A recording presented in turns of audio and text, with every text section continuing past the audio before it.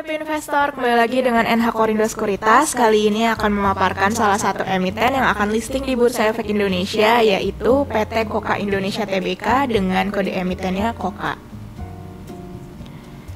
Kita lihat untuk profil dari perusahaan ini. Jadi PT Koka Indonesia Tbk merupakan suatu perseroan terbatas yang didirikan tahun 2011 dan bergerak dalam bidang kontraktor umum, proyek konstruksi, teknik mesin, teknik geoteknik, desain interior, dan furniture.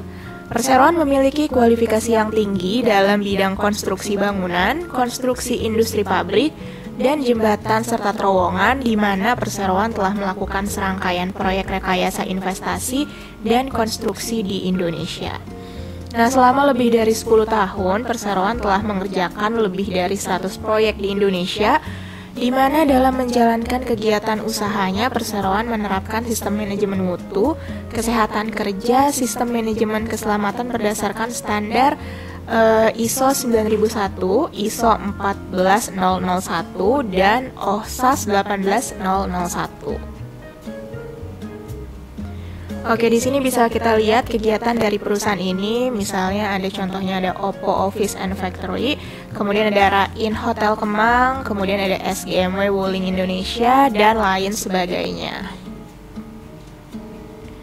Oke, untuk struktur IPO, kali ini perseroan mengeluarkan jumlah saham sebanyak 715.333.000 lembar dengan persentase IPO-nya 25% dari modal ditempatkan dan disetor penuh setelah penawaran umum.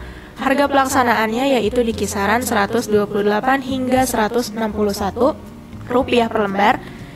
Kemudian nilai IPO yang akan didapatkan oleh emiten ini maksimal sebesar 115.168.613.000 rupiah. Adapun penjamin emisi kali ini yaitu PT UOB Kay Hian Sekuritas. Kemudian kita lanjut untuk jadwal IPO-nya. Masa penawaran awal yaitu 19 hingga 26 September. Kemudian tanggal efektifnya yaitu 29 September. Masa penawaran umum yaitu 2 hingga 5 Oktober. Tanggal pencatahan di 5 Oktober. Tanggal distribusi saham yaitu 6 Oktober. Dan tanggal pencatatan di Bursa Efek Indonesia yaitu 9 Oktober 2023. Kemudian, dana hasil IPO ini akan digunakan oleh perseroan secara rinci 13,6% untuk belanja modal yang meliputi pengadaan alat berat baru. Kemudian 86,5% ini digunakan sebagai modal kerja, meliputi antara lain pembayaran material bahan baku konstruksi, biaya logistik pengiriman, biaya operasional di lokasi proyek, dan biaya administrasi yang timbul dalam proyek. Kemudian keunggulan kompetitif dari emiten ini antara lain penyedia jasa konstruksi yang profesional, jaringan yang kuat dalam perusahaan asing terutama dari Cina, kemudian expertise dalam teknologi, kepemilikan alat berat, minim hutang bank dan lembaga pembiayaan lainnya, profitabilitas yang kuat dengan skala ekonomi lebih tinggi, sumber daya manusia yang kuat didukung dengan tim manajemen berpengalaman, serta perseroan mengedepankan aspek keselamatan dan kesehatan kerja. Kemudian untuk faktor-faktor risiko yang patut diperhatikan, pertama ada risiko utama yaitu risiko pendanaan modal kerja. Risiko usaha antara lain risiko persaingan, risiko kontraktual, risiko perubahan teknologi, risiko peningkatan biaya konstruksi dan penundaan proyek, risiko ketergantungan terhadap beberapa pelanggan, dan lain sebagainya.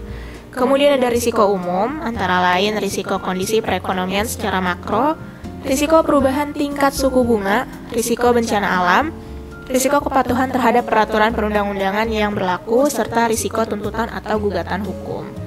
Kemudian bagi investor sendiri, risiko yang patut diperhatikan antara lain risiko tidak likuidnya saham yang ditawarkan pada penawaran umum perdana saham, kemudian risiko fluktuasi harga saham perseroan, serta risiko kebijakan dividen.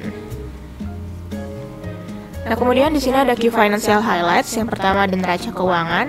Kalau kita lihat untuk rasio-rasio utamanya per 31 Maret 2023, current rasio berada di angka 1,69 kali, kemudian debt to asset rasionya sebesar 0,28 kali, debt to equity rasionya 0,38 kali, ICR sebesar 103,50 kali, DSCR-nya 4,65 kali. Nah, kemudian key financial highlights yang kedua ada laporan laba rugi, yang mana kalau kita lihat lagi rasio utamanya per 31 Maret 2023, gross profit margin atau GPM tercatat 28,09%, net profit margin tercatat 17,07%, return on assets yaitu sebesar 11,08%, return on equity-nya 15,33%, revenue tumbuh sebesar 13,34% dan gross profit-nya juga mengalami pertumbuhan sebesar 53,94%. Sekian mengenai paparan IPO kali ini, terima kasih.